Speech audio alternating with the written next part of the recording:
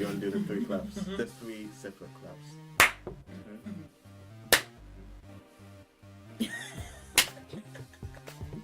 Alright, yeah, let's go. Hello, it's February, which is also Love Month, and today the Faith Girls have some special guests in-house, and we are talking all things love, sex, Valentine's Day, and how to tell your partner if they are too fat. Stay tuned, and welcome to the boys from the BlackSmith's furnace.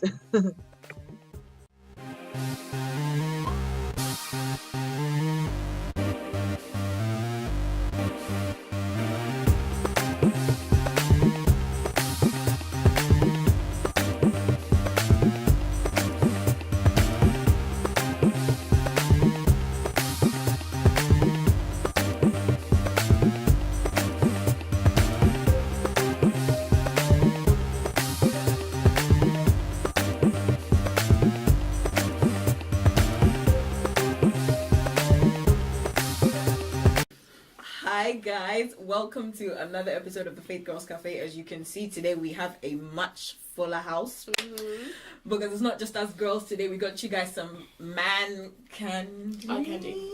Yeah. This is the time when I just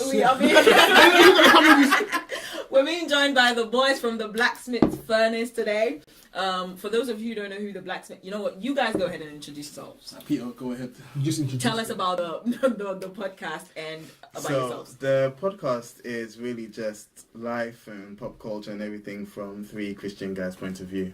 Really how we navigate life as Christians in an increasingly secular world. Okay, now do you want to tell us about yourself? I know, it sounded nice. BlackSmith Furnace. Yeah, you didn't say the name of the podcast. The BlackSmith's furnace. Okay, now Where does that name even come from?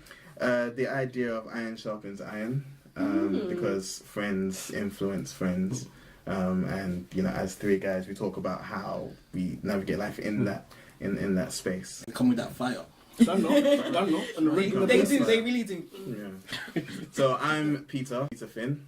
I've actually been featured on. We're saying government names. Government names. I've been featured on Hellwalk TV before. Yeah, he's done a bunch of stuff. If you watch Hellwalk TV regularly, then you know Peter. So, yas. That's me. Why yas? I don't know. Okay. I'm Robert. Nice to meet you guys. Tell us a little bit about Robert and the Drakeism. Cheers! All the babes. So apparently, I'm like Drake. Drake is like me. Oh, okay, I'm gonna alright. put that out there. Yeah, I like writing poetry. Oh. I like anime, I like cartoons, all that good stuff. All that good stuff. Alright. I'm Mo, M.O.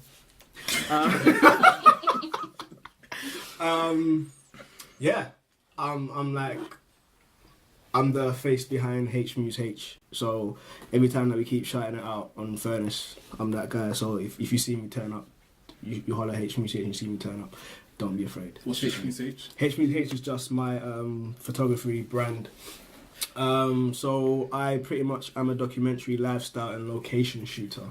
If you go on Instagram at H or WordPress, hmush.wordpress.com, you see me, but most of my stuff is here, and it feels kind of weird, like first time my face being out. Yeah, it's like before I could be reckless because my face wasn't there, but now it's like yeah. And you just gave your whole WordPress click on it. Government Give knows it to where to find you yourself. now. They know where to find you now. Yes, like if any of you guys are watching who normally listen to the podcast, these are the faces behind it. Yes. Anybody else want to say anything else before we move on? No, we're good. Okay, so since we have some men in the house, we decided that we have to talk about love. Chase! No, I got deep in my voice for this. Yes. That's right. I can't deal today. I'm telling you. So we're talking about love. Okay, before we get into it, I mean, you guys know that the Faith Girls are single. Are we all still single? Maybe something has changed since we did. Okay, Lena's drinking. Okay. All right. So we know maybe there's a question mark there, but what about you guys? Are you single, married? You know. We've got like if you've ever watched Rules of Engagement, we've got that situation going on.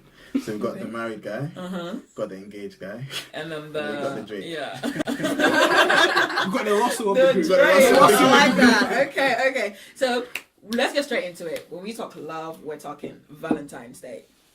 How do we feel about Valentine's Day? Anybody wanna? Silence. I think that says a lot. There's a lot of compassion for those that are not in relationships on Valentine's Day, only because it's so commercialized, and the idea of being with someone is so put out there that it's almost like putting in people's faces. If you're single, it's like okay, well, I don't have someone, I'm not going to get to enjoy this pseudo holiday. But pseudo holiday. yeah, It's a pseudo holiday. No. Why not? Oh, Freya feels passionate about it. Yes. No, I just think any day. I don't think any single should feel sad on Valentine's Day. It's just this comes from the no, I think it's different though, because it's not every day. It's not every day that you see adverts talking about go and get this for your loved one, or we're doing deals for couples at this restaurant and stuff like that. So I think it's just a bit more in your face on Valentine's Day. It's a bit more of a reminder that you're single. Yeah. But is that a problem though? Because you're single. Like, reminder or no reminder, I'm single. It's like so... you see my name everywhere. Oh gosh, that's not. Yeah, that's so definitely is that an issue? I mean, okay, for the single guys, there are different types of singles. So if you're a single person, there are different types of no, singles. but you could be single and content. You could be single and really wanting to be in a relationship. So Valentine's Day is going to affect you much more, because then you're going to see love parading. Oh, but that could be me, Jesus. And you could be single and be like, well, I know confidently one day, etc. Yeah. So it may not affect you the same way. So. Okay. Mo, you're married. Is it different Valentine's Day when you're married from Valentine's Day when you're single? Don't lie now. Do you know what it is? Yeah, I don't think I can remember Valentine's Day when I was single. Okay. Drinking that much. You know what? Now that the camera's on my face, I can't talk so reckless. You have to. Yeah, I can't remember Valentine's Day that I was single, but the whole meaning of it has definitely kind of evolved a bit. I proposed to my wife like a week before Valentine's Day. Okay. So on Valentine's Day, we were literally kind of celebrating our engagement. So Valentine's kind of holds a double meaning for us, sort of thing, because it's like I proposed to her the week before, and then that week, that was our very first Valentine's together, and we were already engaged. So yeah, it is quite meaningful. Contrasted before and now, I think the sentiment is a lot stronger. Knowing that, obviously before I wasn't saved or anything, and it was just like, yeah, this is the day to just kind of... What is that? What is that? Easy targets out there. You're the one that just... Did you say easy targets out there? Trying to make man sound like a predator or something like that. He's hunting around now, but it's like Valentine's Day before was more pleasure than anything else. Now it's business. But now it's more like a remembrance, like a celebration, like That's nice. another year together, sort of thing. Not just in marriage, but from the time we got engaged and everything. And now with Leia, it's kind of like, Leia's my daughter. Yeah. It's kind of like a moment of reflection in terms of look at what we're building. So yeah. Peter, what was that? No, I was just Drake. Yeah. Unlike I don't think I've ever been in a relationship or seen someone. Okay. Yeah, it always seems to end around. Oh, that sounds strategic. That sounds strategic. Save money, I've save always been money. ready for Valentine's Day, but it just never works out that I've got someone that I can just display all of this to. I'm ready. I've got the book. And he said, nah, this guy. I've got the book. Like Valentine's is like, it's like my national holiday. I'm ready for it. I'm ready for it, Hashtag Valentine's is my national holiday. I like that. Okay, so is Valentine's Day biblical? It's not in the Bible. It's not in the Bible, but it's a day of love, man. Get creative. Love on someone on purpose. So you're Use it saying as because an it's about love, it's opportunity. biblical? I'm saying use it as an opportunity to show love to somebody. Fair enough. Even though you should be doing it every day. I can't find no Saint Valentine in no scripture, no book of whatever, chapter, nothing. But every day that comes, just use it as an opportunity to do something for somebody. I think we can demonstrate from the Bible that there was specific emphasis on that kind of eros love, that kind of love between man and woman in the book of Song of Songs. So if I'm to extrapolate from there, I can say, okay, because the Bible has a whole book about this, evidently God placed a certain emphasis on it. Whether or not that's translated on Valentine's Day, because I don't know if the Bible would encourage sale of condoms on that day, which apparently spike on Valentine's Day, and stuff like that. I think I wouldn't say it's biblical per se, or the idea behind Valentine's biblical, but definitely there is special emphasis on the love between a man and a woman, leading to marriage and stuff like that. Okay. Yeah. So we're talking about love, showing love. I think it's good that sale of condom spikes because I want people to have sex, but if you're gonna have sex, At least if you are, safe, be safe. Because some people are gonna have sex regardless. You can say, I believe in sex after marriage, not sex before marriage. But those are not gonna listen. You get yourself a condom or go to the clinic. It's This is it. simple. And as that. also, I would also say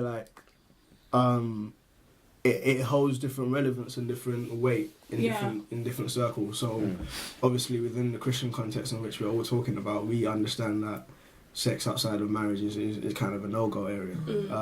But as soon as you step out of the Christian context, it's like sex. What do you mean by that? Like that. I mean, that to some extent, we kind of gloss over that. I don't know if that's the case here, but we kind of take for granted that we believe sex is supposed to be after marriage. I don't know if that's always accepted. Like, But let's backtrack a bit. Why is sex such a big part of love? Why is the narrative of sex and love so woven together? Why do we think that is?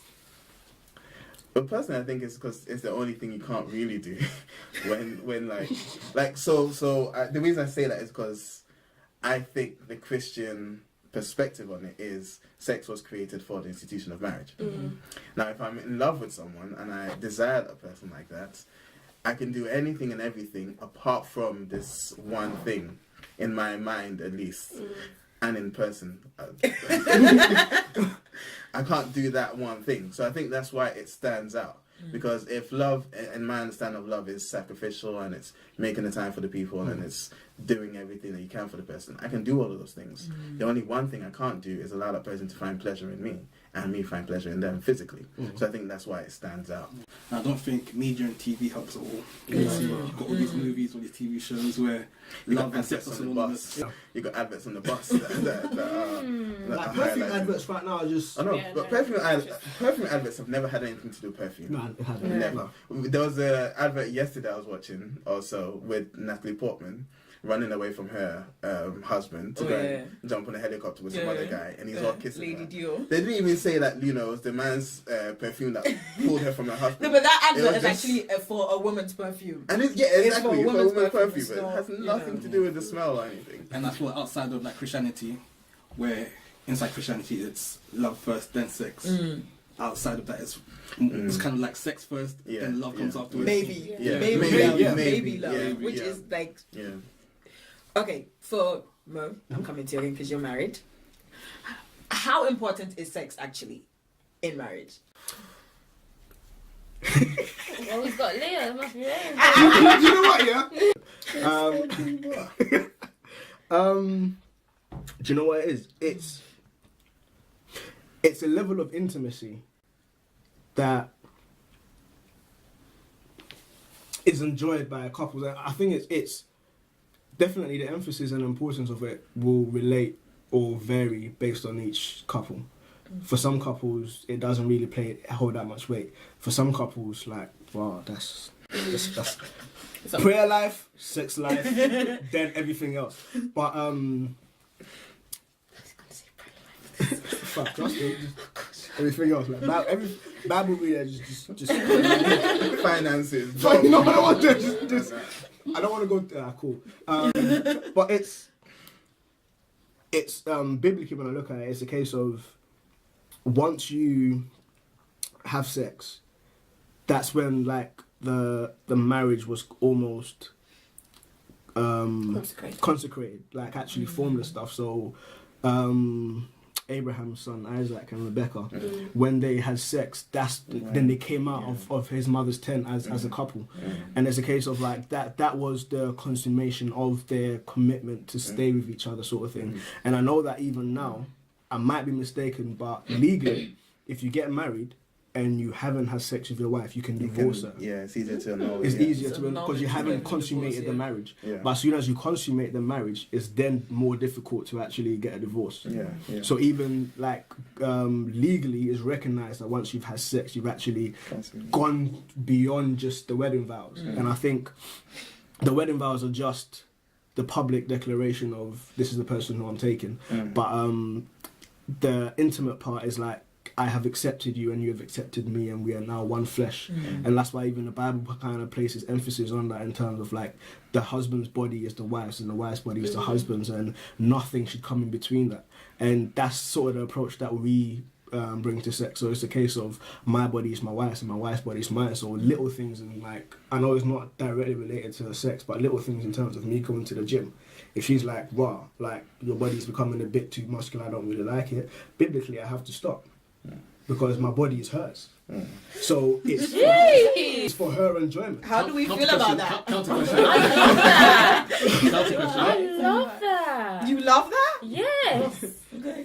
So if your wife starts getting a bit plump, I mean, Then that I've asked the question. Yeah.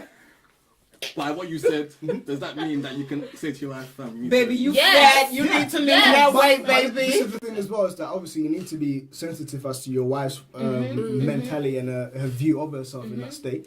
But also it's a case of like being, like you could be like, let's go on a jog. And then you can help your wife. And do if she that. don't want to go on the jog, Then you gotta be like, babes, your body's mine, innit?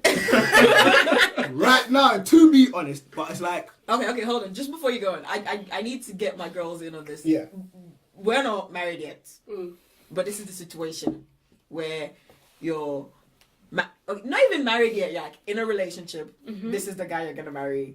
He's like, babe, you're getting a bit fat. I need you to lose the weight. What we say? Me? I see that deep breath. Someone's leaving the room with a black eye. Just let you want to take it? I mean, let me be frank. I've been in that position before. Ooh. Oh. Yeah. But we were both getting a bit plump. So it was more like No, piling on the last like- pounds, man. yeah, so it was like, oh, let's start together, let's go together. But I don't think that a man should tell a woman that she's getting fat. I don't think that's okay. Even if they're married. If they're married, yeah, but yeah, as you've said, say it in a diplomatic way. So do you think it's okay the other way around for a woman to say that a man's Yeah. gonna... Them double standards there, you know. 100%. I'm not gonna lie. But why is it okay? Why is it okay for the woman Yeah, and I not feel okay like for the man? men are just more like women are more emotional, more No. about their more about. If we said that, You can't say it. You know what? More about their appearance. You know what I mean? Whereas men are. No, but less- wouldn't you? I mean, I feel like okay, I get the emotion aspect of it, but I would want him to say it. I would want Would Because you? I'd much rather him say it Yeah. than I go out and people are like, oh, you know, she getting fat, she don't even know. Like, I'd much rather he tells me, because at least I would feel like that was coming from a place of love and like just genuine care about me. Yeah. But what if you're not getting fat and he just wants you to lose weight? Don't do that. Don't do that. If I'm happy in myself Oh, and then I'm he's healthy, trying to change. Yeah. Yeah. No. Yeah. We can't. No. You don't we want can't that. do that. You don't But I always go back to this. Y'all are starting as friends. So if you're saying, oh, do you know what, you're getting a bit big, you know, let's swear down. Pay for my gym membership then. And then Yeah, it will be a joke like that, but then you take it serious and you'll do something. 'cause- Be a joke, but he's still paying for the gym membership. Rock. That's what's up. That's or we what's can up. go gym together. I'll just use your membership card. Wow. Don't know how I feel about that. You know.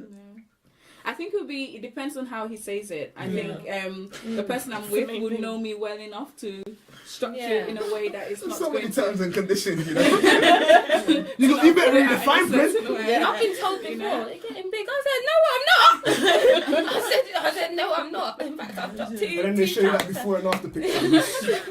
Mate, if you've got a before and after picture, like, no, that is the point at which it becomes a fight. Why do you have a before and after picture? What? Do you know what? Yeah, That's the point at which it a becomes a fight fight. might actually be beneficial because I'll just run. You have to chase. That's your content down to today. Wow. And then when you catch me, you're out of breath, and I'll be like, do you want to continue running? I think it definitely, it comes as well from, as Drea said and as Hasman said, you start off as friends, or ideally you start off as friends anyway. But regardless, in a relationship, you learn how to speak to each other. You learn how to break certain things to one another. Ideally, you wouldn't be in a relationship where you're just yes men for one another. But then what happens before you get to that stage where you know how to speak to you keep your mouth shut until you get to that stage. No, then how do you learn then? If you was keeping your mouth shut, how do you learn? I mean, it won't always have to be with weight. More of a trial and error kind of thing. Yeah, If I make it out but it won't alive, always then... be with weight. It might be, she was driving and she crossed someone. How are you going to deal with that situation? Could you be in the car and she's driving like that and you don't say anything? You in particular. You. Who, me? Yeah, you. Fam, you can't say You Yeah, won't exactly. say nothing. You ain't gonna say nothing. It's like, What? shit. No, if she was driving badly when I'm in the When you're in the car. car. I've made people cry for that, man. That's Yeah, I know you've made people Not cry for, but I'm fiancé. talking about her. She doesn't drive my car. Do you know why? Because you don't. No. I'll give her the keys to drive it. She doesn't drive it because she says I'm too stressful when I'm in the passenger seat. Because I will comment on stuff like that. But something like that's life or death, though. I'm gonna tell somebody if they're driving back. Yeah, but not with him. But then not with him. you learn through those situations. You learn how to navigate stuff like that. So it's trial and error. You can't just be It is pure trial and error. But I feel like wait is one of those things you wait for. If that makes sense. I like that. When Wait for. When I've got experience in how to deal with you, if it has to be a joke, if I have to wait till you No, wait. don't banter about that. What? The way the fish changed now. I thought she just said like make it a joke. And then Don't wait. banter. Yeah. You tell me if that's the truth you're talking. No, but that works for you though, doesn't it? Because with some people, if I'm to just tell you, a bit. if you're being Wait jovial this about it, doesn't make sense. Like you're not. Alright, look. Last week you were 22 kilograms. Today you're 25. Before and after picture. Why do you know That's what I mean. Why would For you some know that? I'll people, ask. no. For some people, they would want that. They want the facts. And like I said, you get to know your partner. You get to know how you break these things to your partner. And yeah, you do it in a way that they're comfortable, in a way that they don't feel insecure about. You don't need to be adding to any sort of insecurity. But also, I think AJ kind of touched on something that is crucial as well in terms of what if your partner's just trying to get you to reach a certain image that they have in their mind in terms of, I want this chiseled look, whatever. So I'm going to try and mold my man or mold my woman into whatever I want her to be like. And I think there's a level of like sensitivity and like not even just that, it's accepting them for who they are and loving them for who they are. Next time on the Faith Girls Cafe with the BlackSmith's Furnace, we are looking at the hazards of having a housekeeper.